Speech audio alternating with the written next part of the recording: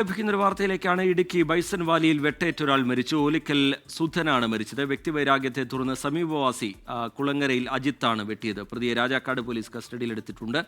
രാഹുൽ വിജയൻ വിവരങ്ങളുമായി കട്ടപ്പനയിൽ നിന്ന് ചേരുന്നുണ്ട്. രാഹുൽ, എന്താണ് വിവരങ്ങൾ? എന്താണ് ഇവർ തമ്മിലുള്ള തർക്കം? ലഭ്യമാകുന്ന വിവരങ്ങൾ എന്ത്? പോലീസ് പറയുന്നത് എന്താണ്? രാഹുൽ,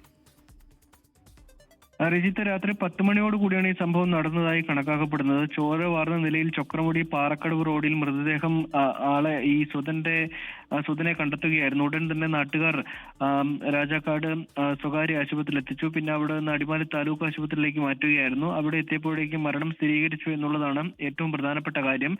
കഴിഞ്ഞ ദിവസം ഈ അജിത്ത് എന്ന് പറയുന്ന ആളുമായി ചില വാക്കുതർക്കങ്ങൾ ഉണ്ടായിരുന്നു. അജിത്തിന്റെ വീടിന് സമീപത്തായാണ് ഈ മൃതദേഹം കണ്ടെത്തിയത് എന്നുള്ളതാണ് പോലീസ് പറയുന്നത്. അജിത്താണ് ഈ ആക്രമണം നടത്തിയിരിക്കുന്നത് എന്നുള്ളതാണ് പോലീസ് സംശയിച്ചിരിക്കുന്നത്. അതിന്റെ അടിസ്ഥാനത്തിൽ അജിത്തിനെ പോലീസ് കസ്റ്റഡിയിൽ എടുക്കുകയും ചെയ്തിട്ടുണ്ട്. കൂടുതൽ വിശദാംശങ്ങൾ പോലീസ് ചോദിച്ചറിയുകയാണ്. എന്തായാലും സുധന്റെ മൃതദേഹം ഇപ്പോൾ അടിമാലി താലൂക്ക് ആശുപത്രിയിൽ സൂക്ഷിച്ചിരിക്കുകയാണ്. ശരി, രാഹുൽ വിജയൻ കട്ടപ്പനയിൽ നിന്ന് വിശദാംശങ്ങൾ പങ്കുവെക്കുകയായിരുന്നു.